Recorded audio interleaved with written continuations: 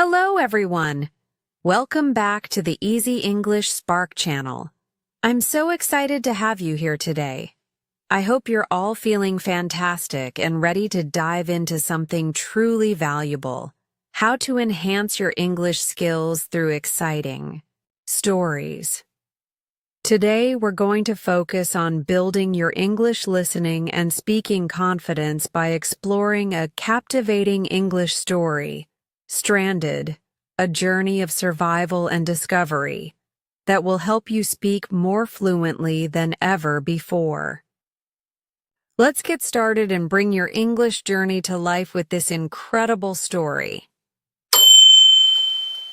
Chapter 1: The Storm and the Shipwreck. It was the 7th day of the storm, and the sea was relentless. The wind howled through the sails, and the waves crashed violently against the ship. We had been caught in this dreadful storm for what felt like an eternity, and no one knew where we were or how much longer we could survive. The ship creaked and groaned under the pressure of the storm, as though it was about to break apart at any moment. I could feel the fear in the air. It wasn't just me. Everyone on board seemed to sense that death was near. We all tried to keep our calm, but deep down, we knew that the storm had pushed us to our limits. My family huddled together in our cabin. My wife, Mary, held our 4 children close.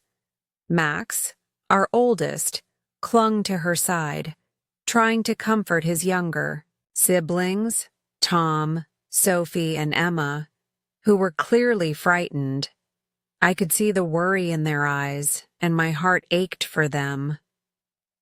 "Don't worry," I said, trying to sound more confident than I felt. "We're not going to die. We'll make it through this." But the storm showed no sign of letting up. The noise of the wind and the crashing waves was deafening, and the ship felt as though it was being torn apart with every passing moment. Then, above the chaos of the storm, I heard something. "Land! Land!" someone shouted from the deck. It was barely audible over the noise of the storm, but it was enough to make me jump to my feet. I rushed out of the cabin and onto the deck, desperate for any sign of safety. Through the thick rain and wind, I could just make out the outline of some land in the distance. It was so close, yet so far away. But before I could get any hope, I felt the ship shudder violently. The next thing I knew, the ship was crashing into the rocks. The impact was tremendous. I heard the wood of the ship cracking and splintering as it was dragged against the sharp rocks. I stumbled to my feet, barely able to maintain my balance, and looked around. "Everyone, get to the lifeboats!" someone shouted, but the panic in their voice told me there was no hope left.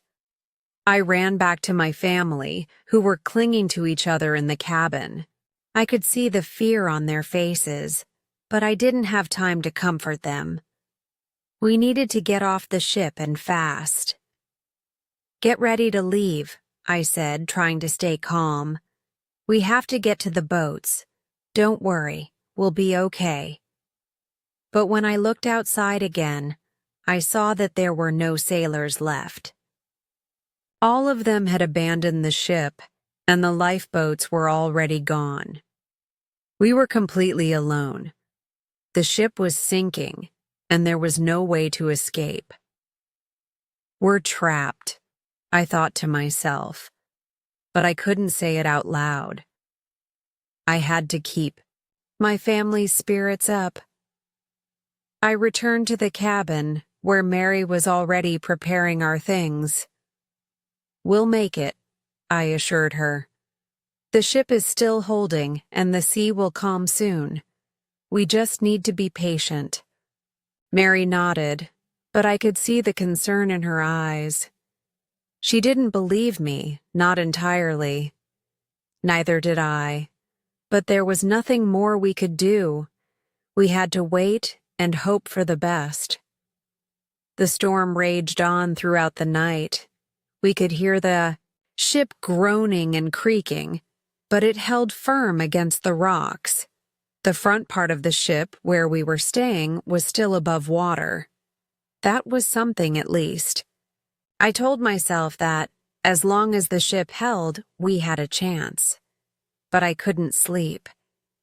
Every time I closed my eyes, I heard the wind and the waves, and I wondered how much longer we could survive like this.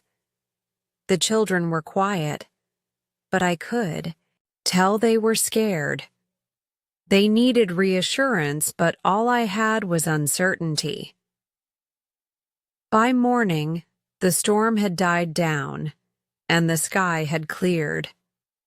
It was still early, but the air felt different, fresher, calmer.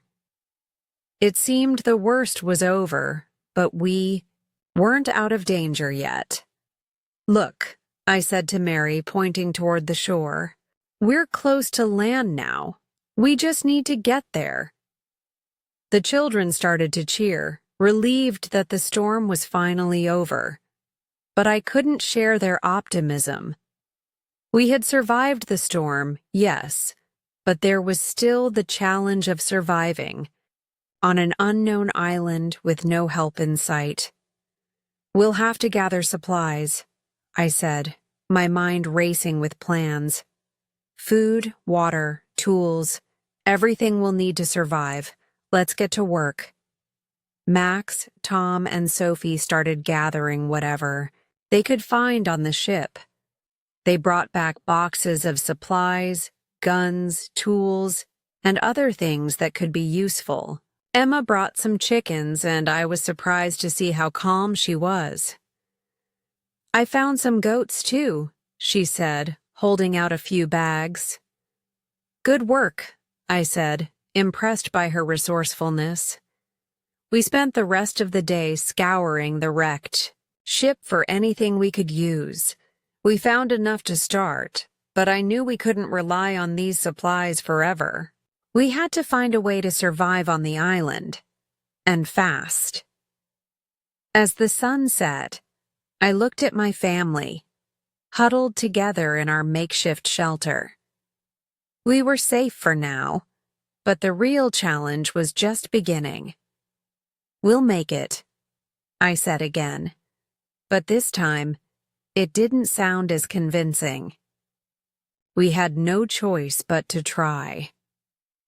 With the shipwreck behind us and the uncertainty of the island ahead, I couldn't help but wonder what our future would hold. But one thing was for sure.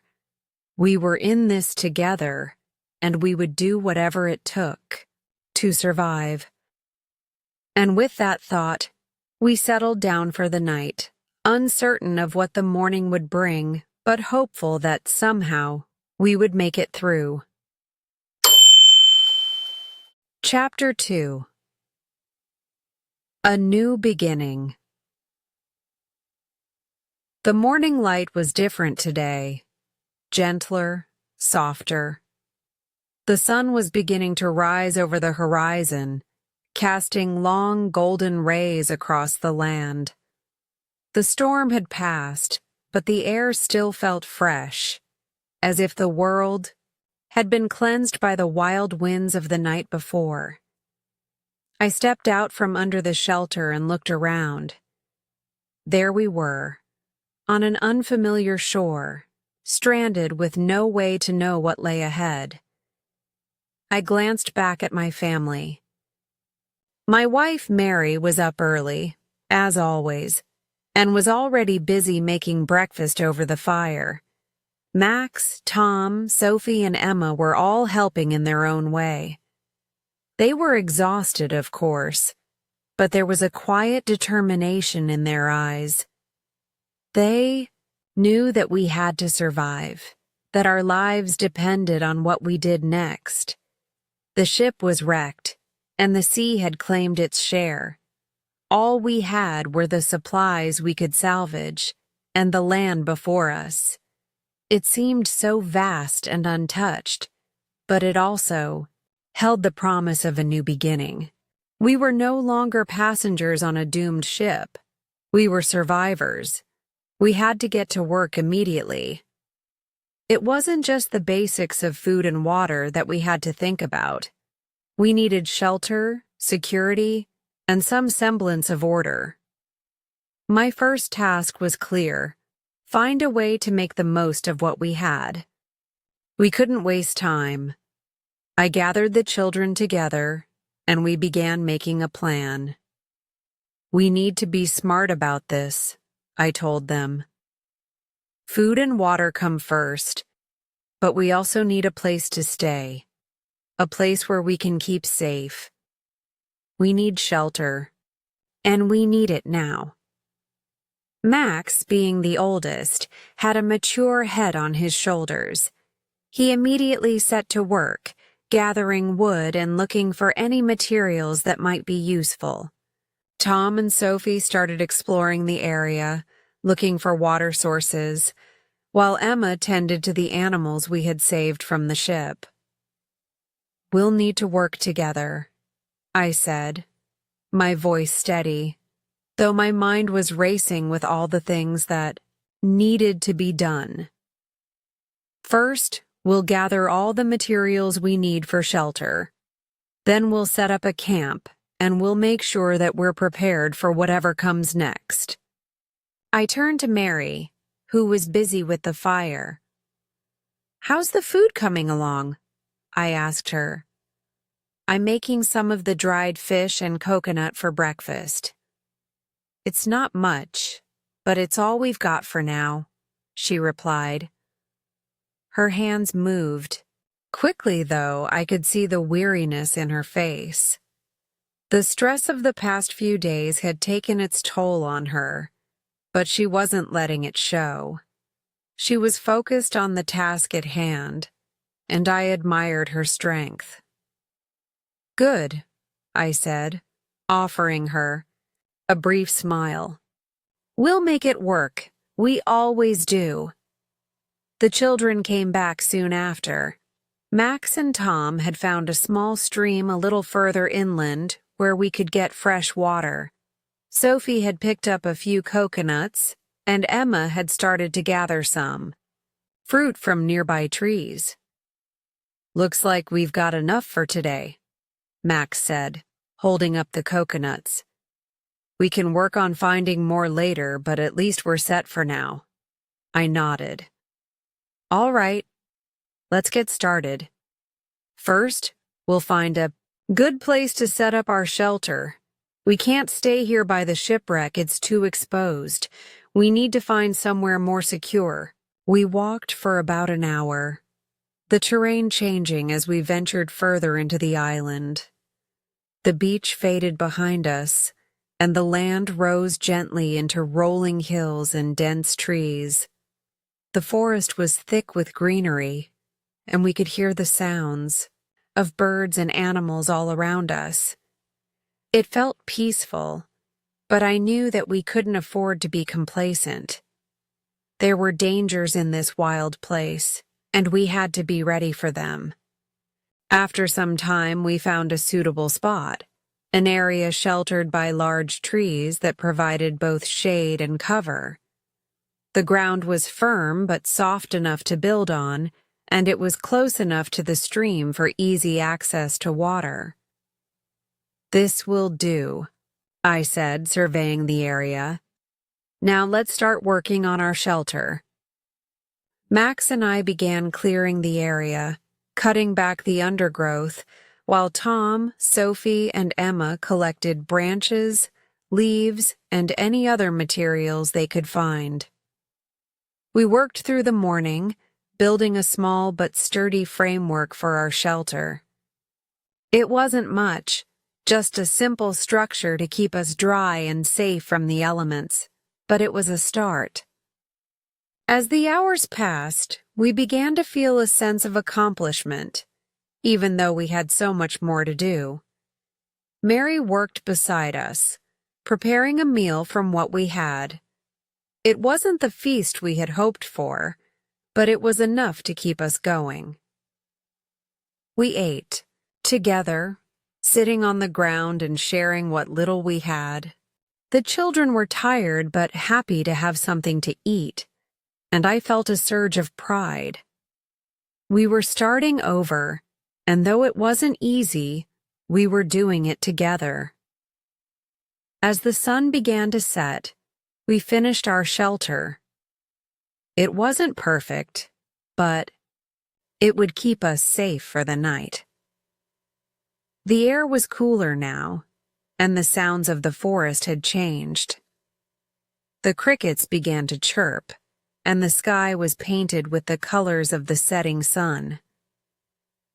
We sat around the fire, eating what little food we had left, and talked about the future.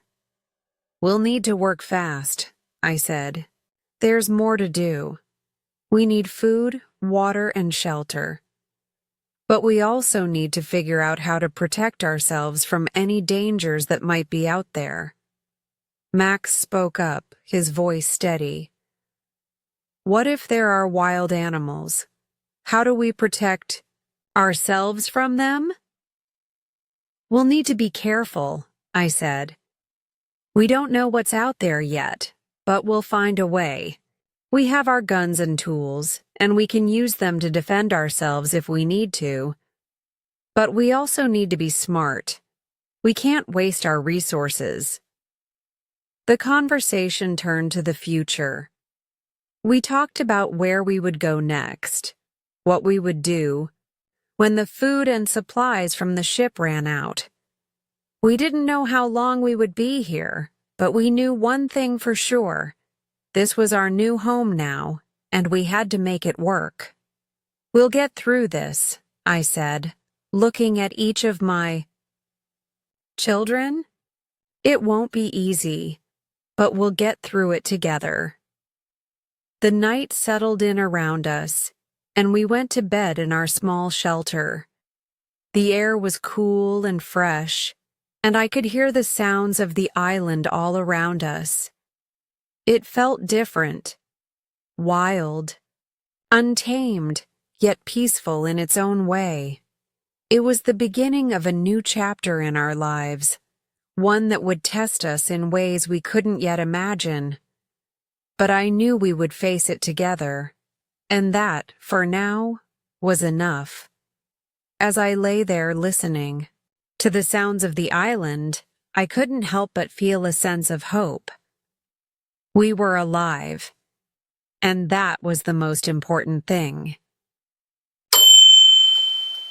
Chapter 3: The Monkey and New Companions.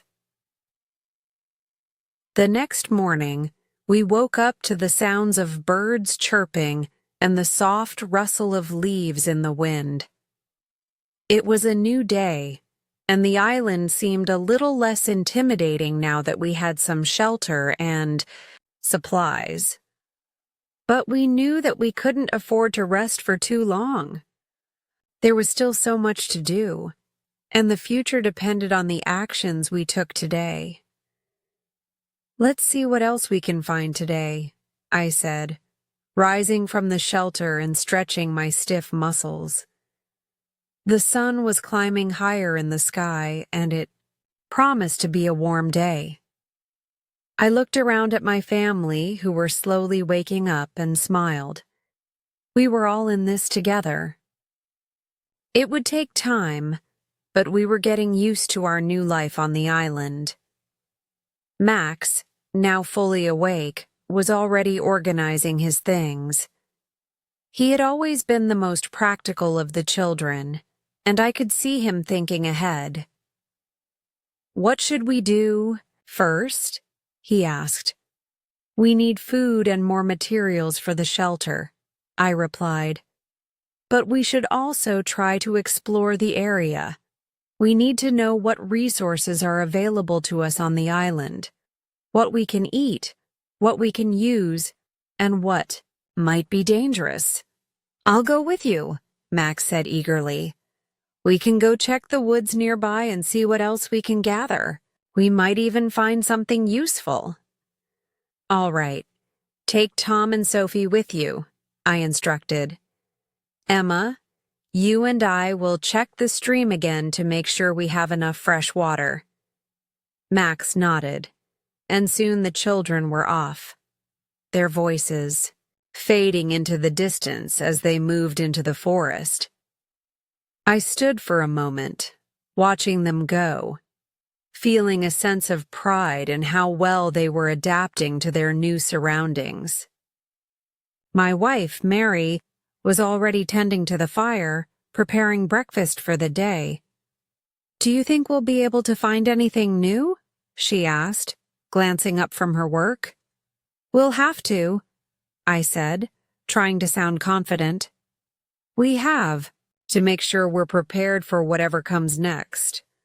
The shipwreck may have given us a start, but we need to make this island our home," Mary nodded, though I could see a trace of worry in her eyes. She was strong, but I knew this situation weighed heavily on her. The uncertainty of our future was something none of us could escape. "We'll manage," I said reassuringly, placing a hand on her shoulder. "We'll figure it out one step at a time." The children soon returned, excited and full of stories about what they had discovered. "There are plenty of coconuts on the trees near the forest," Max reported. "And we found some wild berries that might be edible. We also spotted some small animals, rabbits maybe? But we couldn't catch them. We'll need to find a way to hunt them later." "That's good," I said, feeling relieved. "We can start setting up a better food source. We'll have to figure out how to trap those animals or fish from the stream." "We also found a strange plant," Sophie added. "It had big green leaves, and Max thinks it might be useful for food or medicine." He took a piece to look at it more closely. "Good thinking," I said. "We'll need to learn about what's here. Anything we can use is valuable." It wasn't long before we decided to take a walk further into the island. As we moved deeper into the forest, the air grew cooler, the dense canopy of trees offering shade from the heat of the sun. The sounds of the island were all around us, birds calling, the rustle of leaves in the breeze, and the occasional distant roar of waves crashing against the rocks. "I think this is the right direction," I said as we continued our walk, my eyes scanning the surroundings for anything useful. "We need to keep an eye out for more resources and also check for any potential dangers." It wasn't long before we came across something unexpected. From behind a cluster of trees, we heard a rustling noise, followed by a loud screech. The children froze, and we all turned in the direction of the noise. "What was that?" Tom asked, his voice a little shaky. "Stay calm," I said, signaling for everyone to be quiet. We waited for a few moments, listening. There was another screech, louder this time. And then, suddenly, a small creature darted out from the trees and into the open area in front of us. It was a monkey, a small, scruffy creature with wide eyes and a curious expression. The monkey paused, staring at us, and then, to our surprise, it began to move toward us cautiously. It wasn't aggressive, but it didn't seem afraid either. It circled us, chattering in a strange, high-pitched voice. The children watched, fascinated, as the monkey came closer, its tiny hands reaching out toward the fruit we had collected. "What should we do?" Max asked, his eyes wide with curiosity. "Let it be for now," I said, unsure of what to do. It seems harmless enough, but we need to be careful. We don't know what kind of creatures are on this island. Just as I finished speaking, the monkey suddenly leapt onto a nearby tree, climbing quickly up to a high branch. We watched in awe as it swung from one branch to another with ease, disappearing into the thick foliage. "That was amazing," Sophie said, her voice filled with wonder. "It was," I agreed. "But we need to remember that this is still wild territory. We can't let our guard down." We continued our walk, but my mind kept drifting back to the monkey. It was clear that the island had more life than we had first thought. There were animals here, some that might help us, and others that might pose a threat. We needed to learn more about the wildlife and how to live alongside it. By late afternoon, we returned to our shelter. Max had brought back more berries, and we had found some other useful plants along the way. But the day's adventure didn't end there. As we sat down to a modest meal, there was a sound from the nearby trees, a rustling noise, followed by a loud squawk. Out of the trees, a second monkey appeared, but this time it wasn't alone. It was carrying a baby monkey on its back. The sight was unexpected, and the children gasped in surprise. The mother monkey jumped down from the tree, and the baby hopped off her back, clinging to her side. The small family of monkeys watched us for a moment before moving on. "Well, I guess we've made some new friends," Max said, grinning. I smiled, though I couldn't help but feel a sense of unease. These monkeys were living creatures in a new world, and we were intruding on their territory. Would they become a nuisance? Or could we make use of them? Only time would tell. "We need to think about how to handle the animals on this island," I said, my voice thoughtful. "They might be useful to us, but they could also be dangerous. Let's stay cautious." That evening, as the sun set and the sky turned a deep shade of purple, we settled into our shelter for the night. The fire crackled softly, and we all sat close together, listening to the sounds of the jungle surrounding us. The night was peaceful, but my mind raced with thoughts of the day's events, the monkeys, the strange plants, the unknown dangers of the island. It was all so new, and yet we had to survive. I glanced over at Mary, who was preparing some food for the evening. She gave me a small, tired smile, and I could see the worry in her eyes. We had so much work ahead of us, so many things we didn't yet understand, but we had made a start, and that was enough. For now. "Tomorrow, we'll explore more," I said, trying to reassure her. "We'll keep learning and finding our way. We'll make this island our home." Mary nodded, but I could tell she was still uncertain. The challenges were only just beginning, and I wasn't sure what the future held. But we were alive, and as long as we had each other, we would make it through whatever came our way. And so, under the canopy of the jungle, surrounded by the whispers of the unknown, we prepared for another day of survival. The monkey and its companions were just the beginning of our adventure on this strange, wild island. Chapter 4. Back to the ship for supplies. The next morning, the sun rose in a sky dotted with a few stray clouds, the light casting a golden glow over the landscape. Despite the beauty surrounding us, There was no time to rest. We had barely scratched the surface of what needed to be done.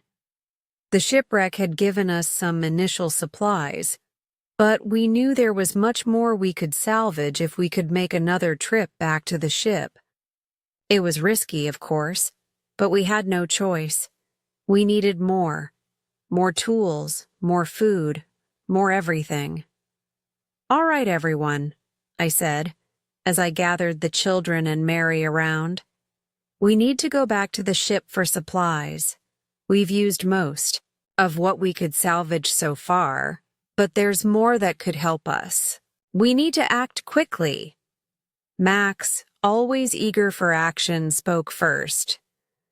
"What should we take with us this time?" "Tools, food, anything that might be useful," I said, rubbing my chin. "We need more materials for building, and it wouldn't hurt to see if there's anything left in the ship's cabins, clothing, books, or anything else." Mary looked at me with concern. "But what if something happens while we're gone? What if the ship is destroyed by the waves?" I could see the worry in her eyes, but I knew we had to take the risk. We can't sit here and wait. We have to be prepared for whatever comes next. If the ship's wreckage is still intact, we might find things we haven't thought of yet. "We'll be careful," I promised her. "We'll leave before the tide gets too high, and we'll be back before nightfall." "Don't worry," Mary sighed, but she nodded. "Be safe." The children gathered their things, and we made our way toward the beach. The trip back to the ship wouldn't be easy. The rocks surrounding the wreck were jagged and treacherous, and the boat we had salvaged from the ship was small and fragile. But we had to take that boat if we wanted to reach the wreckage. The children knew the importance of this mission, and they worked quickly, helping to gather the necessary supplies for the trip. As we walked to the beach, I looked out at the horizon. The sea was calm for now, but I knew that could change quickly. We had to make the most of this window of good weather. I could feel the weight of responsibility pressing on my shoulders. If something went wrong, I didn't want to think about what might happen to my family. But I had no choice but to push. Those fears aside, this was the only way forward. Once we reached the beach, I started loading the boat. Max, who had become quite proficient with the boat's ropes and sails, took charge of preparing it for the trip. We knew the way to the wreck by heart now, and Max set the boat's sail, making sure everything was secure before we left. As we set off, I glanced back at the island. It looked peaceful from a distance, but I knew it was a false sense of security. The island was full of unknowns, wildlife, resources, dangers we had yet to encounter. The wreck was our lifeline for now. We had to make this trip count. The boat bobbed gently on the water, and we made our way toward the wreck. It wasn't long before we saw the remains of the ship rise out of the water. The storm from the other day had torn it apart, but large portions of it still floated, battered, but intact. As we approached the wreck, I felt a strange mix of hope and anxiety. This wreck was our best chance to gather more supplies, but it was also a reminder of the storm that had brought us here in the first place. When we reached the ship, I carefully guided the boat to a relatively calm spot near the wreck. The water was shallower here, and we could safely tie the boat to some of the larger pieces of wood sticking out from the ship's remains. We unloaded our supplies and began to make our way onto the wreck. The air was thick with the smell of salt water and decaying wood. It was strange, being so close to what had once been our means of transport, now reduced to a broken shell. The hull was split open in several places, but there was still a lot we could retrieve if we worked quickly. The children helped me search the deck, keeping an eye out for any dangerous wildlife that might have taken refuge in the ship's remains. Max found a small chest half buried in the sand and pulled it out. "Look, it's locked," he said, holding up the chest with a grin.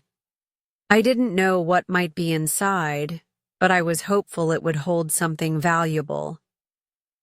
We didn't have time to open it now, but we made sure to bring it back with us. Meanwhile, Sophie and Tom were searching the cabins. "There's some dried meat here," Sophie called out. "It's in good condition, and it's still sealed." "That's a relief," I said. "We'll take all we can find." Ernest and Mary were focusing on the ship's galley area, looking for anything that could be used for cooking. They managed to find some pots and pans, along with a few more bags of dried food and some jars of salt. "This will be useful for preserving food," Mary said, examining the salt. "We'll be able to store more food for when the weather gets bad." After gathering what we could from the deck, I made my way to the lower levels of the ship. The stairs creaked as I descended, and I had to be careful to avoid the gaps in the flooring. The ship's structure was weak, and there was no telling how much longer it would hold up against the sea's constant battering. In the galley, I found a stash of spices and some preserved fruits, items I hadn't expected to find. "We should bring these back," I muttered to myself. "They'll make our meals taste better, and we could use the extra nutrients." Max was already helping me pack the items into bags, his enthusiasm unwavering. As we returned to the deck, I looked around for any final items we could take. The wreckage was slowly being consumed by the waves, and I knew we couldn't stay much longer. The boat was still tied up, and the children were ready to leave. "All right, I think that's all we can carry," I said, securing the chest and other items. "Let's head back to the island before the tide rises too high." The trip back to the island was uneventful, the sea still calm and the sky clear. But as we approached the shore, I felt a wave of relief wash over me. We had what we needed, for now. Enough food and supplies to last us a little longer. But I knew it wasn't enough for the long term. We would need to find more resources, and soon. The island was beautiful, but it was also wild and unpredictable. We could survive here, but we had to be smart about it. We unloaded the boat and carried the supplies back to the shelter. As we sat down to a simple meal, I reflected on our journey so far. We were alive, and we had each other. But there was still so much to learn, so much to prepare for. Our survival depended on our ability to adapt, to keep moving forward, and to never stop fighting for our future. "Tomorrow we start building again," I said, looking around at my family. "We'll make this island our home." They all nodded in agreement. There was work to be done, but together we would face whatever challenges the island had in store for us. Chapter 5. Building a Home. The day after our trip to the wreck was filled with a renewed sense of purpose. We had supplies now, enough to keep us going for a while, but we knew we couldn't just sit idly by. It was time to build. We needed a permanent shelter, somewhere safe and secure to call home. The shelter we had been staying in under the tree was temporary, and it wasn't practical for long-term living. The weather, as unpredictable as it was, demanded that we create something stronger, something more durable. As we gathered around for breakfast, I could feel the energy in the air. We had all been through so much already, surviving the shipwreck, the storm, the dangers of the unknown. But now we were on the cusp of creating a new life. A life of stability. A life of independence. A life built by our own hands. All right. Everyone, I began, looking at each of the children and Mary. Today, we start building our new home. We've gathered enough materials, but we'll need more. We'll need wood, stone, and any other resources we can find. Max, Ernest, I want you to focus on cutting more wood. Sophie, Tom, and Mary, let's focus on gathering stones and anything we can use for construction. We'll need to make a solid foundation, and we can't waste time. The children eagerly got to work, and I could see that they had all grown stronger in the short time we had been on the island. They had learned to adapt quickly, just as we all had. They were no longer just following orders. They were actively contributing to our survival. Max and Ernest grabbed their axes and began heading toward the forest, while Sophie and Tom set off to gather stones from the nearby riverbed. Mary and I started working on clearing the area near our shelter, making space for the new structure. There were several large trees that would provide the wood we needed, and I knew we had to be strategic about how we cut them down. The last thing we wanted was to damage any tree that might be useful for building in the future. As the day wore on, we worked tirelessly. The children carried logs back to our shelter, and Mary and I began laying the foundation. It was difficult work, and there were moments when I felt the weight of the task ahead of us. But with every log we stacked, every stone we placed, I could feel the progress. We were building something real, something that would provide safety and comfort for us. By midday, the children had gathered enough wood and stone, and we were ready to begin the framework of the house. I decided that our home would be a simple structure, but it would be strong. It would have 4 walls made of sturdy logs, with a roof that would protect us from the elements. We would also need a fireplace to keep warm during the colder nights. Max and Ernest had become quite skilled with the axes, and they worked together, cutting the logs and placing them in position. It was a slow process, but the teamwork between us all made the work go by faster. With each log we placed, we could see the shape of the house beginning to emerge. The children took turns hammering nails into the wood to secure it, and before long we had the outline of the house standing tall. Meanwhile, Mary and I gathered more materials for the roof. We had found some old sails from the ship, and I figured we could use them to cover the top of the house.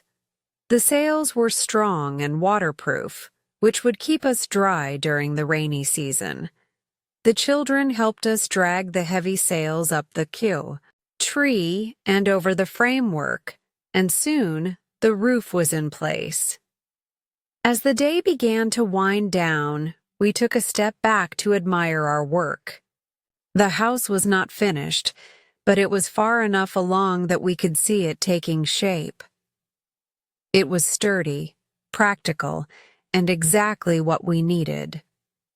We still had much to do, furnishing the interior, adding a fire pit, and reinforcing the walls, but we had made a solid start. "We've come a long way today," I said, wiping the sweat from my forehead as I looked at the house.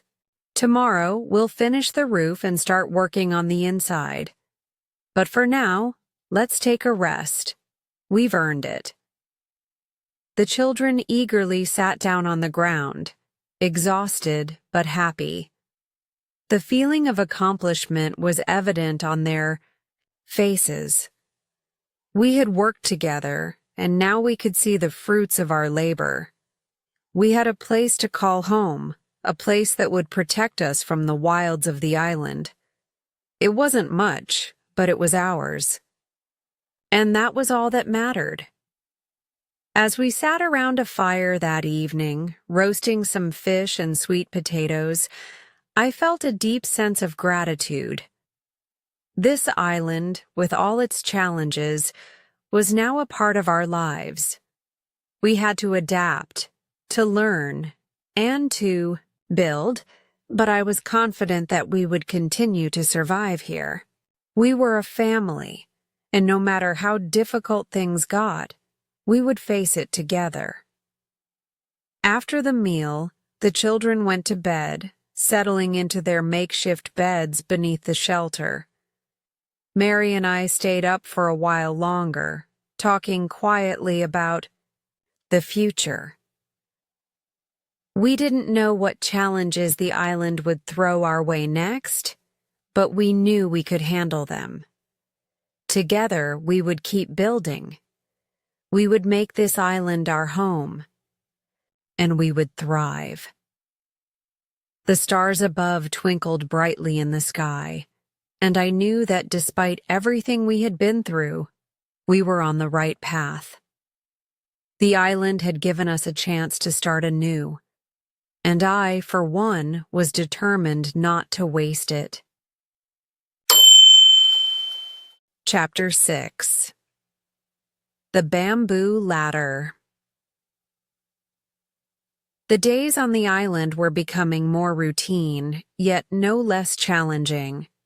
We had managed to secure a decent home for ourselves, but there was still so much work left to do. The rain had stopped for now, and the weather was kinder, allowing us to focus on the more immediate needs of our survival. The firewood we had collected earlier was drying, and we had enough food to last us a while. Yet there was one problem that had become increasingly apparent. Our treehouse was not a permanent solution. It had been a good place to rest and protect ourselves from the animals during the night, but there was no way for us to stay up there for long without a proper way of getting in and out. Climbing up the tree using ropes or sheer strength wasn't sustainable. We needed something more practical, a ladder. "Fritz," I called to my son, who was working on organizing our tools near the fire, "we need to think of a way to get up and down from the treehouse. It's too risky for the children to keep climbing up there." "I agree, Father," he replied thoughtfully, looking over at the tall tree where our shelter was perched. "We could use the bamboo from the forest. It's strong and flexible. We just need to make sure it's sturdy. Enough for all of us. Bamboo." It was everywhere on the island, growing in thick clusters near the riverbanks. It seemed like the perfect material for a ladder. I had seen how the natives in the East used bamboo for various purposes, and now it was our turn to put it to use. But there was no clear path to success. How would we cut it down? How could we create something that would be stable and hold the weight of our family? "Let's get started," I said, turning toward Fritz. "We'll need to gather as much bamboo as we can. Once we have enough, we can figure out how to make it work." We set off toward the bamboo grove. The children were eager to help, and soon they were all working to cut the bamboo into long, straight pieces. Ernest and Max, with their sturdy knives, began hacking away at the thick bamboo stalks, while Tom and Sophie, following my instructions, dragged the cut pieces to the clearing near our shelter. By the time the sun was beginning to set, we had gathered an impressive pile of bamboo. Some pieces were still too thick to use as rungs, but with a bit of work, we could trim them down into usable sizes. We needed a total of at least 12 long pieces of bamboo for the ladder itself, and several more for the supports.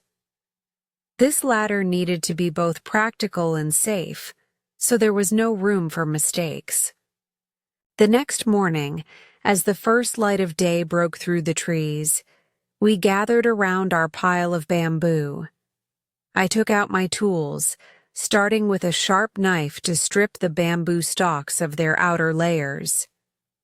"Fritz, I'll need you to help me with the cutting. Let's take these thick pieces and turn them into smaller sections. We'll need to trim the bamboo so it's uniform, each rung the same size."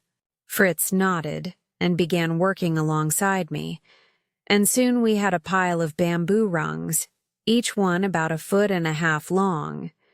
The children worked to smooth out the edges, making sure there were no sharp points that could cause injury. Once the rungs were ready, we started tying them to the long vertical bamboo pieces. I had learned over the years that the best knots to use for such work were those that provided both strength and flexibility. I taught the children how to tie simple but effective knots, loop knots and lashings, that would hold the rungs firmly in place. Each rung had to be spaced carefully to ensure that the ladder would be easy to climb, not too steep or too wide. By the time noon arrived, we had the basic structure of the ladder assembled, though it was still far from finished.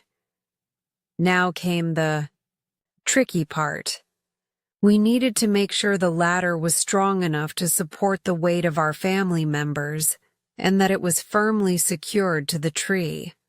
I couldn't afford to make any mistakes here. If the ladder broke while we were climbing, it could result in a serious injury. "We'll need extra support at the top," I said, looking at the treehouse above us. "The ladder will be a bit heavy, so we'll secure it using ropes and some of the larger bamboo pieces." Fritz and I climbed up the tree to check the placement of the ladder. We carefully measured the distance and made sure it would align with the opening in the treehouse. The ladder had to be at the right angle so that it wouldn't be too steep or too shallow to climb. We lashed it securely to the trunk, tying it tightly to ensure it wouldn't shift or fall. After securing the top of the ladder, we added 2 long bamboo supports along the sides. These would help keep the ladder stable, especially when it was in use. We also decided to add a rope around the middle for extra strength. I attached the rope to both sides of the ladder, pulling it tight to make sure it wouldn't sway. The work was exhausting, but as the sun started to dip lower in the sky, we could finally step back and admire our creation.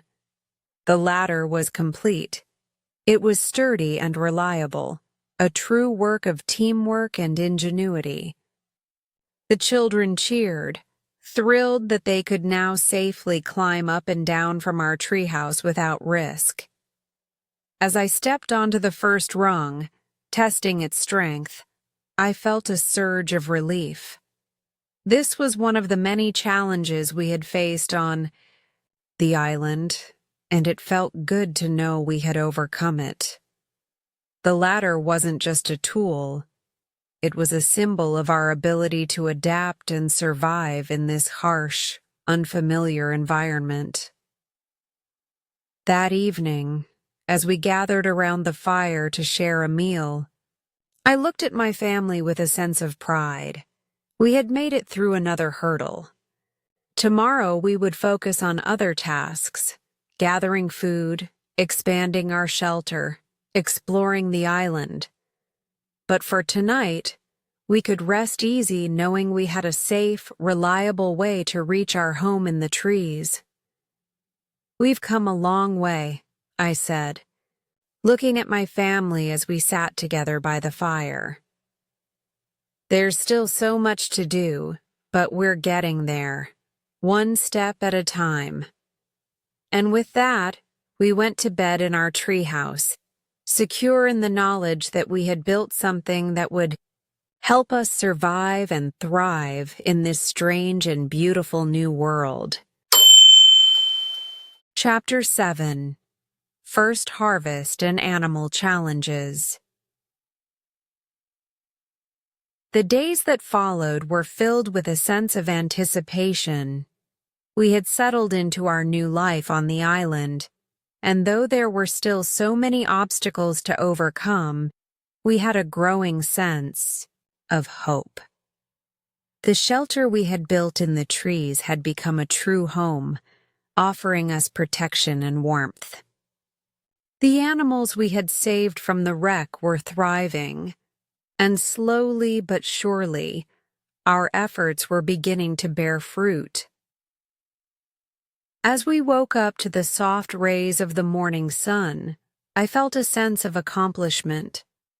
We had managed to plant the seeds from the ship, and after weeks of hard work, it was finally time to check the progress of our crops.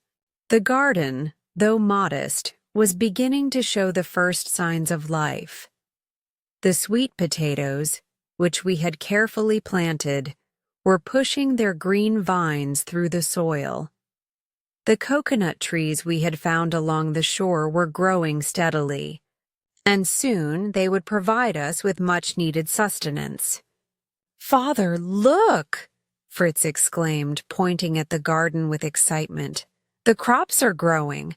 We're going to have food." I smiled, pleased by his enthusiasm. "Yes, Fritz, it's a good sign. We've worked hard, and now it's paying off. But we mustn't get too comfortable. There's still a lot to do." I turned to the other children. "Ernest, Max, Sophie, you all have your work cut out for you today. Let's check on the animals, and then we'll gather what we can from the garden." The animals, too, had become an essential part of our daily life. We had goats for milk, sheep for wool, and chickens for eggs. The pigs, though a bit troublesome, were providing us with a source of meat, and the donkey had proved invaluable for carrying heavy loads. We all went to the animal pens after breakfast, the dogs leading the way as we made our rounds. As we approached the pen where the pigs were kept, I noticed something strange. The fence, which we had built carefully, seemed to have been disturbed. "Who left the gate open?" I muttered, walking closer. The pigs had somehow gotten loose and were wandering through the camp. They had already made a mess, rooting around the garden and causing damage to some of our crops. "Max! Ernest!" I called, my tone sharp. "Get the pigs back in the pen." The boys ran quickly to catch the pigs, but they were fast and elusive, darting in and out of the garden, rooting up the freshly planted vegetables. I had never realized how stubborn these animals could be. They were strong, and the damage they caused was significant. We were going to have to be more vigilant in the future. After a bit of chasing and calling, we managed to corral the pigs back into their pen. The damage, however, was done. Some of our crops had been uprooted, and we would need to replant. "Well, that's one challenge we faced today," I said, looking at the mess. "But we'll fix it. We always do." Fritz, ever the optimist, smiled. "We'll have more crops soon, Father. The next harvest will be even better." We all agreed, and after a few moments, we moved on to the next task, gathering the first fruits of our labor. The sweet potatoes were ready to be harvested, and the garden was starting to provide more than just a handful of crops. We pulled the potatoes from the earth, marveling at how well they had grown. Though they weren't as large as we might have hoped, they were enough to feed us for the next few days. "Look at these!" Sophie exclaimed, holding up a handful of small but healthy sweet potatoes. "We're really doing it, aren't we?" I chuckled and ruffled her hair. "Yes, Sophie, we are. And there's more to come." We gathered the harvest and brought it back to the shelter. As we returned to the treehouse, I was struck by how much we had accomplished in such a short time. In the early days, survival had been our only concern. But now, with each passing day, we were becoming more self-sufficient. We had food, shelter, and the beginning of a life we could call our own. As the sun set and we prepared our evening meal, we sat together around the yee-yee fire, reflecting on the progress we had made. The sweet potatoes, roasted over the fire, were delicious, and the animals were content in their pens. Yet, there was still a long road ahead of us. "We've made good progress," I said, looking at my family. "But we can't forget that we need to continue learning how to live here. We've got crops to tend to, animals to care for, and more food to gather. But we also need to think about the future." "What do you mean, Father?" Fritz asked, looking curious. "We need to start thinking beyond just surviving," I said. "We've built a shelter, but we need to improve it. The rain and wind will come again, and we can't live in a treehouse forever. We need to start working on building something more permanent, like a proper house or even a farm. And we need to be careful with the animals. They're a great help, but they can also be a problem if we don't manage them properly." Max nodded, understanding. "We'll need to build a fence that's strong enough to keep them from destroying the crops. And we'll need more tools. We can't keep using the same knives and makeshift tools for everything." "Exactly," I replied. "It's time we started thinking about the long term. We need to make sure we have enough food, that the animals are taken care of, and that our shelter is more secure. We'll also need to expand our garden and begin growing other crops, fruit trees, grains, and vegetables." "We can do it, Father," Fritz said, his eyes bright with determination. "We've already come this far. We can build a real home here." I smiled, proud of my children's spirit. "Yes, we can. But it won't be easy. We must keep working together. There are still many challenges ahead." That night, as we sat in our shelter, I couldn't help but feel a sense of pride and gratitude. We had come so far in such a short time. The island, though wild and untamed, was beginning to feel like home. We had faced our first real challenges with the animals, and although there were setbacks, we were learning and growing stronger every day. Tomorrow, we would begin anew. There were more crops to plant, more animals to care for, and more work to be done. But we had learned one very important thing. If we worked together, we could face whatever the island threw at us. And in that, there was a sense of hope, even in the most uncertain of times. As the fire crackled and the stars filled the sky above, I realized that we were no longer just surviving. We were starting to build a life. And for the first time since the storm, I felt that we might actually make it here. Chapter 8. The Cave Exploration. The day began as any other, with the golden light of dawn creeping through the trees and the sounds of the animals stirring in their pens. The air was cool, the scent of the ocean breeze mingling with the fresh scent of the island's foliage. We had grown accustomed to the rhythms of our new life, each day bringing new challenges, but also a sense of accomplishment as we tackled them one by one. However, that morning felt different.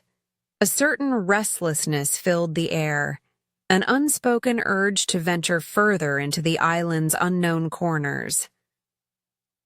I had been thinking for days about the possibilities that lay beyond the safety of our treehouse. The island was large, and while we had explored much of the shore, there were still many places we hadn't yet discovered. It was time to explore deeper, to see what else the island could offer us.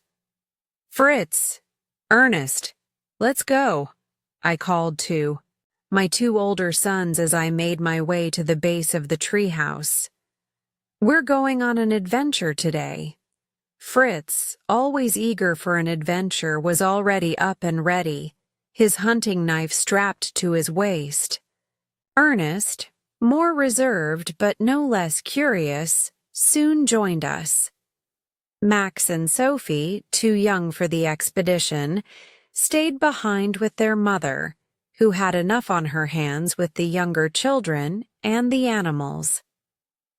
As we made our way toward the edge of the dense forest, the trees seemed to whisper in the wind, and the thick undergrowth rustled with the movements of small creatures. The path was uneven, the ground covered in a thick carpet of fallen leaves and vines that we had to push aside as we walked. The sun filtered through the canopy above, casting dappled shadows on the ground. "Do you think we'll find something new today, Father?" Ernest asked, his voice a mix of excitement and uncertainty. "I hope so, Ernest," I replied, keeping my eyes peeled for any signs of something useful. Every day on this island feels like a discovery. Who knows what we'll find? We walked for hours, cutting our way through the dense foliage, sometimes pausing to collect interesting plants or to study something that caught our eye. The island, though beautiful, was wild, and the jungle seemed to stretch on endlessly. Our supplies were low, but we carried enough food to get us through the day. By midday, we found ourselves at the foot of a large hill, the forest beginning to thin out and reveal rocky cliffs. As we climbed, we discovered a small cave entrance, halfway up the slope, hidden behind thick vines and ferns. It was almost as if the island itself had decided to keep this secret for centuries, and now, at last, it had revealed it to us. "This looks like a good place to explore," I said, examining the cave entrance. The rocks around it were worn and smooth, as if the passage of time had carved them into their current shape. I felt a sense of awe. A cave could be more than just a shelter. It could be a source of resources or even a hidden treasure. Fritz, always the first to act, took a step forward. "Shall we go in, Father?" I nodded. "We need to be cautious. There's no telling what's inside. But let's take a look." We pulled aside the thick vines and stepped into the cool, dark opening.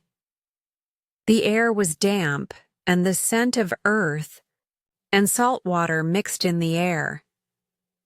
As our eyes adjusted to the dim light, we could see that the cave extended far back into the hill, the floor uneven and covered with small rocks and loose dirt. The walls were jagged, and in some places, smooth. Stones glistened as if coated with a layer of moisture. It was unlike anything we had seen before. We moved further inside, our footsteps echoing in the silence. The air grew colder as we ventured deeper, and I noticed a faint draft, a sign that the cave likely had an opening on the other side. As we moved further in, we stumbled upon something unusual, a series of stone formations on the cave floor. At first glance, they appeared to be nothing more than a collection of odd-shaped rocks.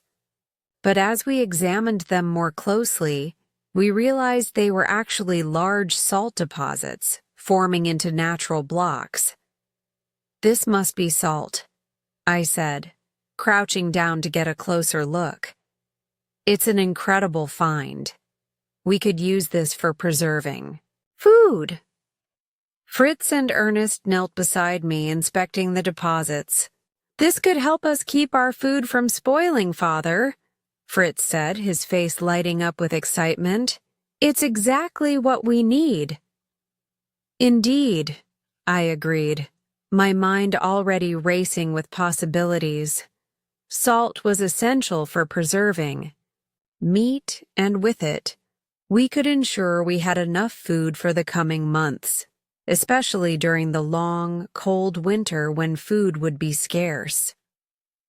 As we explored further into the cave, we found something even more astonishing: a small freshwater stream running through the cave, its clear waters sparkling in the dim light. The stream seemed to originate from deep within the hill, and it was a good sign. Fresh water was one of the island's most precious resources, and to find it so close to our shelter was nothing short of a miracle.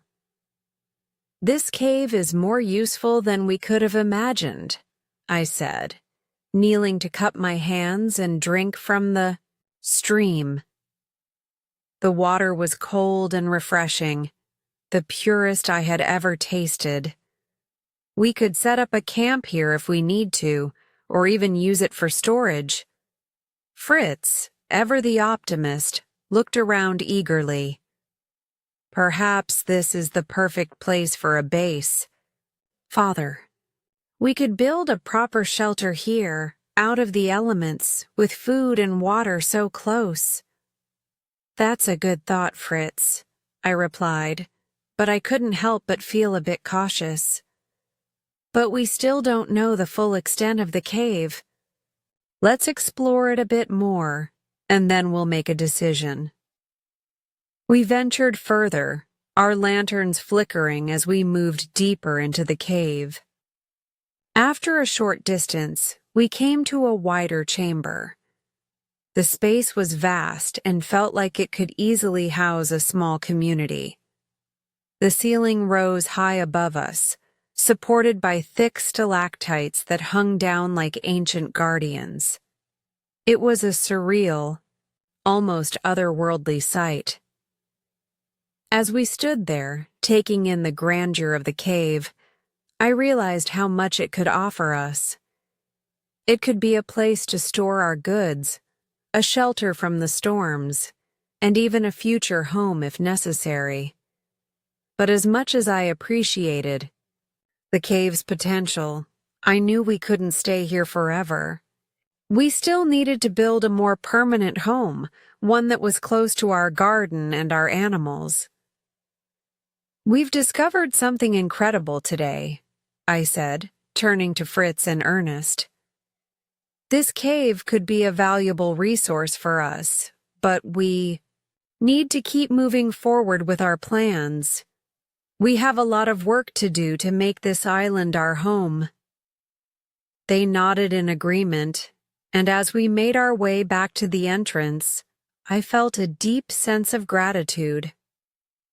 We had faced so many challenges since the shipwreck, but with each discovery, we were learning more about the land we now called home. The cave exploration had given us hope and new resources to use, but more importantly, it reminded me that with every step we took, we were building something lasting, a future for our family on this wild and beautiful island. As the day came to an end and we returned to our treehouse, I looked at my family and smiled. We were alive, we were strong, and together we could face whatever challenges the island might throw at us. And with the cave and its precious resources, we were one step closer to making this island not just a place of survival, but a place where we could truly live. Chapter 9. The Storm and the Winter Struggles. The days were growing shorter as the island shifted into the colder months. A thick mist hung in the air every morning, and the evenings grew colder. It was a sign that winter was on its way, and, as much as we had prepared, I knew we were about to face a set of challenges that would test our resilience. I stood on the beach early one morning, watching the waves crash against the shore. The sea, once calm and welcoming, had turned restless. The wind had picked up, blowing fiercely through the trees. In the distance, I could see dark clouds forming on the horizon. A storm was coming. "Fritz, Ernest," I called, my voice sharp, with concern. "Get the animals ready. We need to make sure they're all secure before the storm hits." Fritz, always ready for action, immediately went to check on the goats and the sheep, while Ernest helped me secure the chicken coop. We had learned from experience how important it was to make sure everything was in place before the storm came crashing in. There would be no time once the rain started to pour down. I could already feel the first drops of rain, the sky darkening rapidly. The wind howled through the trees, and the ocean seemed to roar louder, as if it too sensed the oncoming fury. I knew this storm would be unlike the others we had faced. The weather was growing harsher with each passing day. "Father, what do we do if it gets worse?" Ernest asked, his voice tinged with worry. "We stay inside," I replied, trying to reassure him, though I too felt the growing unease. "The treehouse should be safe, but we need to keep the animals secure. We can't afford to lose them now." By the time we finished securing everything, the storm had arrived in full force. The sky was a swirling mass of dark clouds, and the wind howled through the trees. The rain came in torrents, drenching everything in its path. It felt like the island itself was being torn apart, the waves crashing violently against the shore. We hurried back to the shelter of our treehouse, the storm too fierce to attempt anything outside. Inside the treehouse, the air was damp and cold. We had built a fire earlier in the day, and it crackled and popped in the hearth, offering us some warmth. But even with the fire, the cold seemed to seep into every corner of the room, the wind cutting through the cracks in the walls. The ceiling, made of sailcloth, groaned under the pressure of the wind, and for a moment, I wondered if it would hold. "We'll be fine," I said, though I wasn't entirely sure. The storm outside felt relentless, and I knew we would need to stay vigilant. As the day wore on, the storm worsened. We huddled together, trying to keep warm, but the cold was unforgiving. The nights on the island were never easy, but this was different. The wind howled like a wild animal, shaking the treehouse with every gust. The rain hammered against the sides, and the temperature dropped rapidly. The storm raged through the night, the winds whipping the trees into a frenzy. I lay awake for hours, listening to the sound of the storm, my thoughts drifting to the animals and our supplies. We had plenty of food for now, but how long would the storm last? How long could we keep ourselves safe from the elements? At some point during the night, I must have drifted off, exhausted from the strain of the day. But when I woke, the storm was still raging.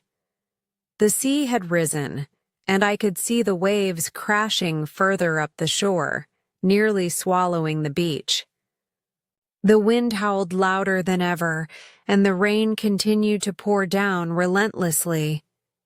It felt as though the island was in the grip of a fury that would not let go. "We can't stay here forever," I muttered to myself as I looked out through the small window. The island had become unrecognizable in the storm's fury. The trees were bent low, their branches swaying dangerously in the wind. The ocean, which had once felt so welcoming, now looked like a dark, tumultuous force, bent on reclaiming everything in its path. Fritz and Ernest had both woken up by now, and we huddled together by the fire, trying to stay as warm as possible. But the temperature was dropping fast, and I could see the worry in their eyes. "What if the treehouse falls?" Fritz asked, his voice quiet. "We'll have to leave if it does," I replied, trying to keep my voice steady, though I felt a sense of dread rising in me. "But for now, we stay here. The treehouse is the safest place we have." I could hear the creaking of the branches, the tree groaning under the pressure of the wind. For a moment, it seemed like everything was going to come crashing down. But somehow the treehouse held. We sat there in silence, the only sounds the roar of the storm and the crackling of the fire. By morning, the storm had not relented. We had no choice but to wait it out. The rain continued to pour down, and the wind showed no sign of letting up. Outside, the once green landscape had turned into a sea of mud, the beach completely submerged by the rising tide. "We can't stay here forever," I repeated, though I didn't know what we could do. The island was isolated, and with the storm causing havoc, there was little chance of getting help. As the days passed, the storm showed no signs of easing. The cold was unbearable, and the food supplies we had were slowly dwindling. We had brought plenty of dried meat, but the fresh vegetables we had harvested were already starting to rot. I knew we had to come up with a plan before the supplies ran out. "I'm going to check on the animals," I told Fritz one afternoon, though the storm was still raging. "We can't afford to lose them." "Be careful, Father," Fritz warned. "The winds are still fierce." But I couldn't wait any longer. The animals were our livelihood. If we lost them, we would be in serious trouble. I made my way through the storm, the wind pushing against me with every step. The sea was wild, the waves crashing against the rocks with a deafening roar. I reached the animals' pens, where the goats and sheep were huddled together for warmth. Their shelters had held up well, but I could see the fear in their eyes. The pigs were restless, pacing in their pens. I checked on them, making sure they had enough food and water. It wasn't much, but it would have to do. As I walked back toward the treehouse, I saw the true extent of the storm's damage. The forest was in chaos, trees uprooted, branches scattered across the ground. The island had changed in a matter of days, and I wasn't sure how much longer we could last in these conditions. When I returned to the treehouse, I was cold, wet, and exhausted. The fire had burned low, and we quickly added more wood to it to warm up. Fritz, Ernest, and the rest of the family were there, their faces drawn with exhaustion. "We have to keep going," I said, though my voice was tinged with uncertainty. "We'll survive this. We have to." But inside, I wasn't so sure anymore. The storm had taken its toll on us, and the winter was just beginning. I knew we had to find a way to prepare for what lay ahead. The island had given us so much, but it could also take it all away. As the days turned into weeks, the storm never let up. The cold, the wind, and the rain continued to batter us, testing our resolve. But through it all, we stuck together, relying on one another for support. The island, though harsh, had also given us the strength to endure. And together, we would face whatever challenges the winter had in store. Chapter 10: The Discovery and Rescue.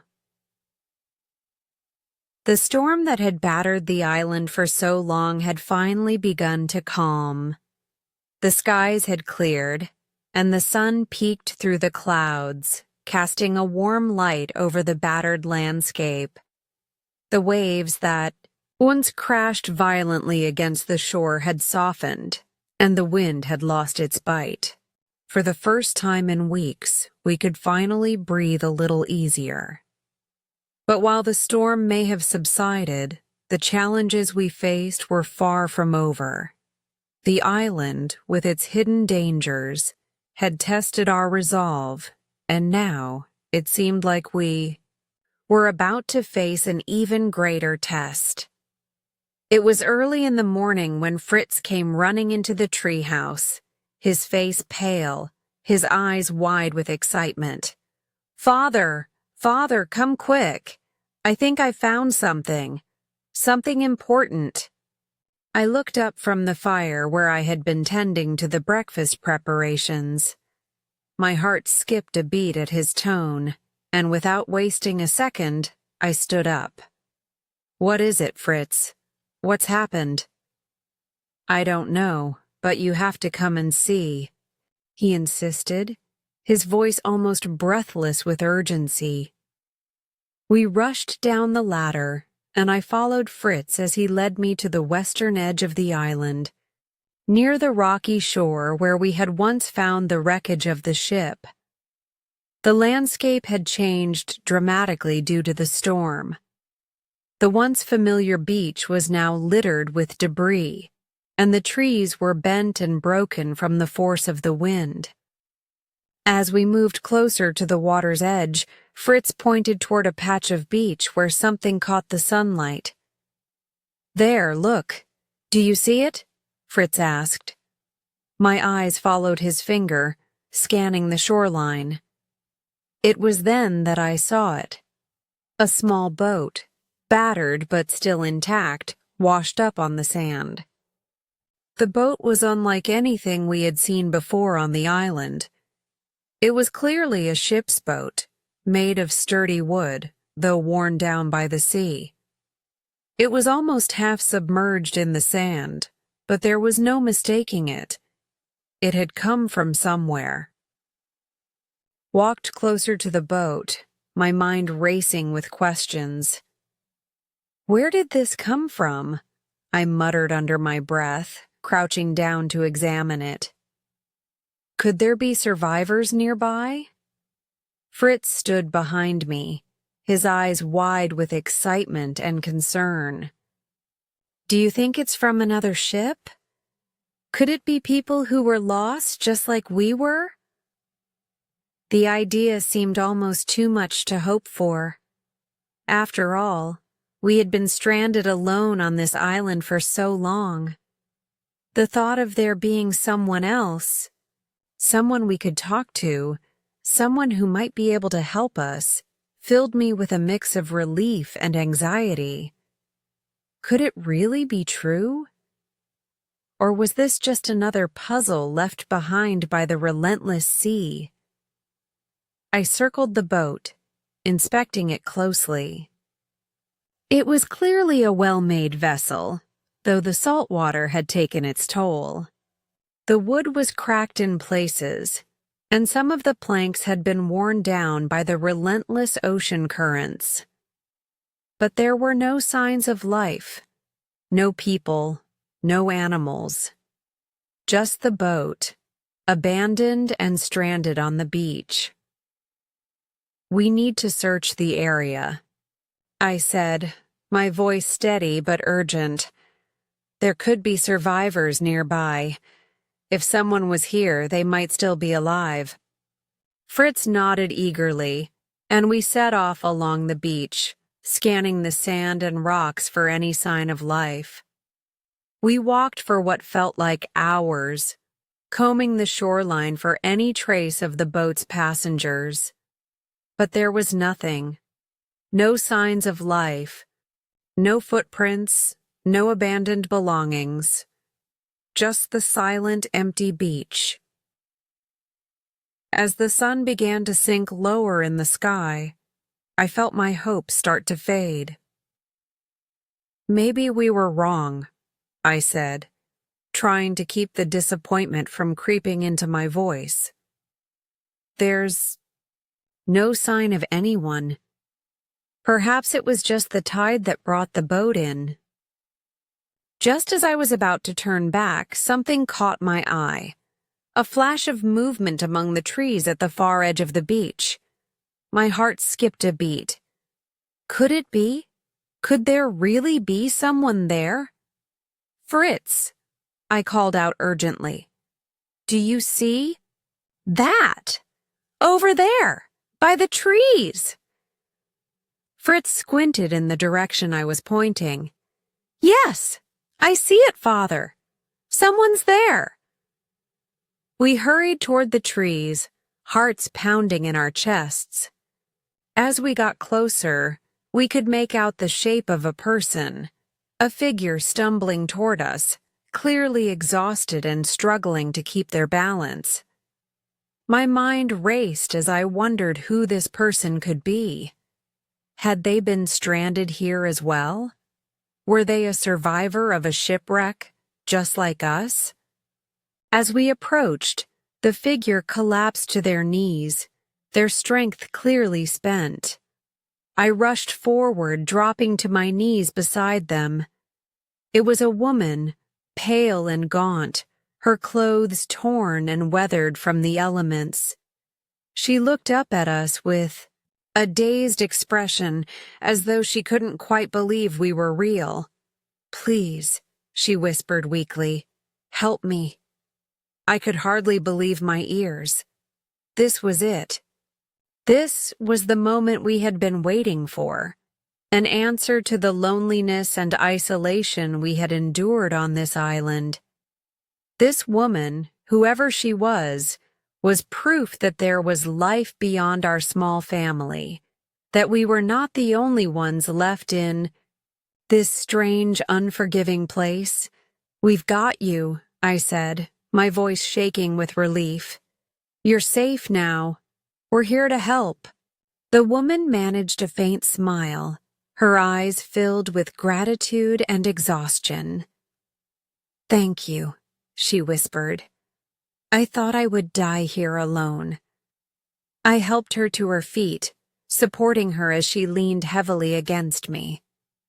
Fritz looked on with a mixture of shock and curiosity. "Who are you?" he asked, his voice full of wonder. "How did you get here?" She took a deep breath before speaking again. "I'm Jenny Montrose. I've been stranded on this island for more than a year. My ship was lost in a storm, and I was the only one to survive. I've been alone ever since, living off what I could find." Her words hit me like a wave. A shipwreck survivor? It seemed. Too surreal. But here she was, right in front of us, alive and breathing. It was more than I had ever hoped for. "You've been here all alone?"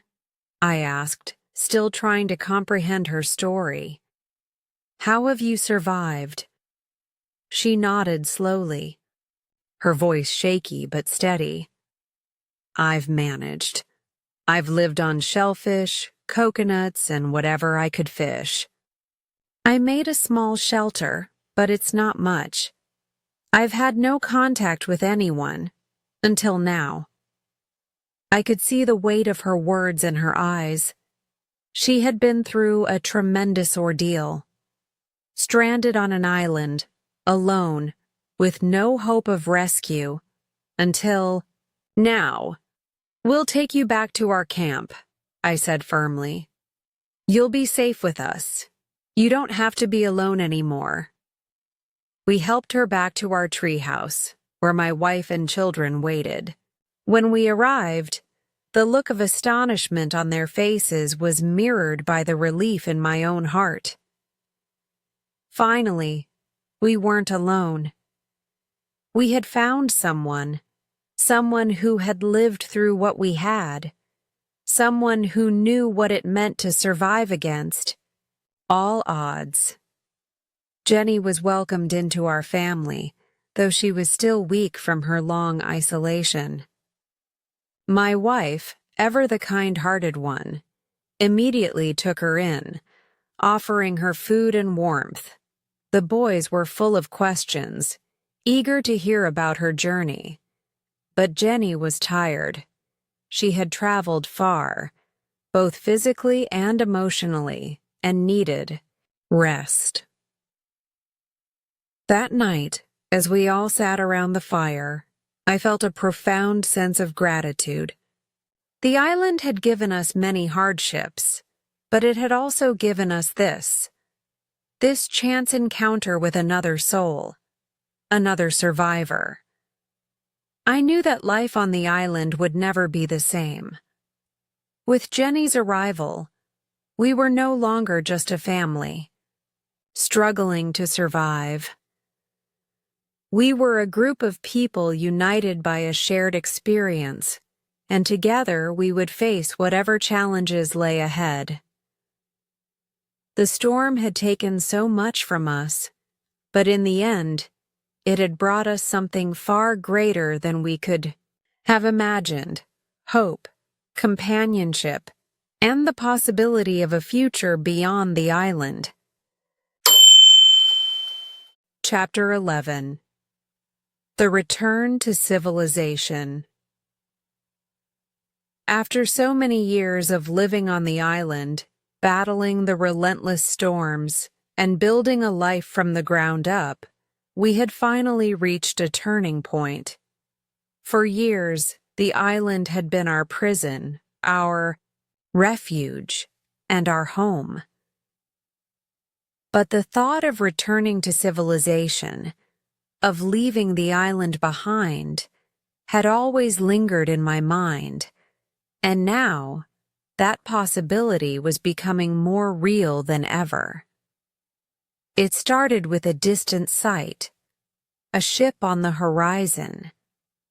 Fritz had been out in his canoe, exploring the coast, when he spotted the glimmering sails in the distance. His excitement was palpable when he returned that day. "Father, there's a ship. It's out there, beyond the waves. I saw it from the cliffs." My heart leapt in my chest. Could it be? After all these years of solitude, of believing that the outside world had forgotten us, a ship was actually coming for us? My mind raced with possibilities. What did this mean for our future? Could we really return to civilization? We must be careful, I said to Fritz, trying to maintain a sense of calm. We don't know who they are or whether they're here to help us. Let's wait and see. We gathered our things quickly, securing all that we had accumulated during our years of survival. Our food, tools, and personal belongings, everything had to be prepared in case we had to leave at a moment's notice. I could see the anticipation in my children's faces. They too had longed for something beyond the island, for the life that they had only heard about in stories, the world beyond the horizon. The days felt long as we waited for the ship to come closer. Each morning, Fritz would climb the tallest tree near our treehouse to get a better view of the sea, his eyes scanning the horizon with determination. "Father, the ship's getting closer," he would call down to me with excitement. I felt a strange mix of emotions. Part of me was overjoyed at the thought of leaving the island, but another part of me hesitated. The island had become a part of us. It was where we had forged our strength, learned the value of hard work, and survived against all odds. Could we really leave all that behind? The island had been both our savior and our enemy, but it had shaped us into something stronger than we were before. As the days passed, the ship grew nearer, and we knew it was time to prepare for the inevitable. One morning, we could see the ship clearly now, anchored just off the coast. It was a large vessel, with masts that towered high into the sky. My heart raced as we made our way to the beach, my family walking beside me, carrying what little we had left from our time on the island. Jenny, who had joined our family months earlier, stood beside us, her face full of wonder and disbelief. "Are we really leaving?" she asked, her voice soft but tinged with hope. "After all this time, are we really going back to civilization?" I nodded, my throat tight with emotion. "Yes, Jenny, we are. This is our chance to go home." The ship's crew was already preparing to disembark, lowering a small boat into the water to bring us aboard. We could see them from the beach, moving, swiftly and efficiently, their voices carrying over the waves. As the boat approached, I could feel a sense of relief wash over me. We were about to leave this island, this life we had known for so long, and step into the unknown. But as we climbed into the small boat and made our way toward the larger ship, my mind was still racing.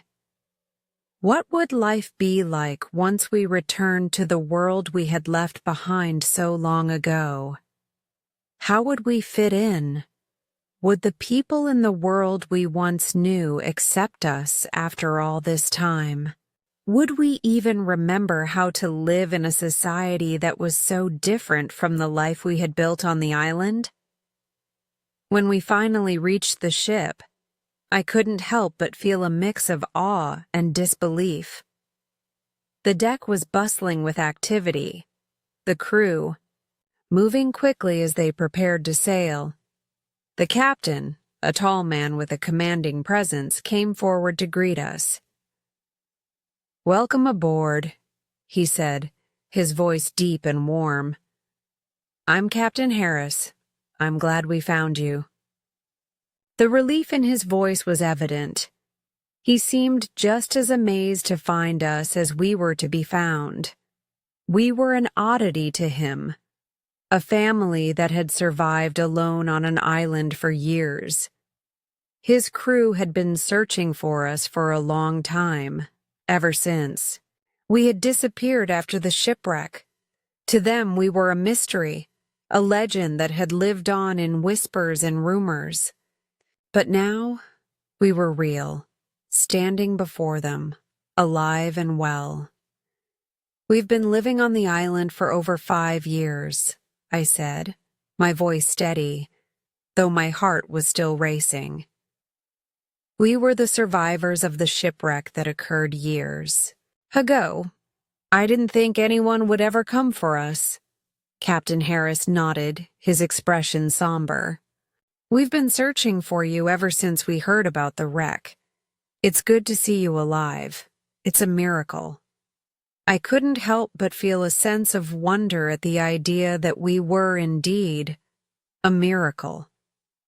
After all the hardships, the pain, and the uncertainty, here we were, standing on the deck of a ship, about to leave the island behind. The journey had been long, and the survival had been hard, but we had made it. As we boarded the ship and settled in, I couldn't help but feel a sense of finality. The island was behind us now, and there was no going back. We had lived through something extraordinary, but now we were on the verge of returning to the world we had once known. For the first time in years, I allowed myself to rest. The journey back to civilization was a long one, and we had many miles to travel before we reached the nearest port. But as the ship sailed away from the island, I couldn't help but feel a sense of peace. We had survived, and now we were on our way home. It was a new chapter in our lives, one that I knew would bring new challenges and new experiences. But no matter what came our way, I knew that we were stronger than we had ever been before. The Kao Island had shaped us, and now we were ready to face the world again. As the waves rocked the ship gently, I looked out at the vast ocean, knowing that this was just the beginning of a new adventure. And for the first time in a long time, I felt hopeful about what the future would bring. Great work today.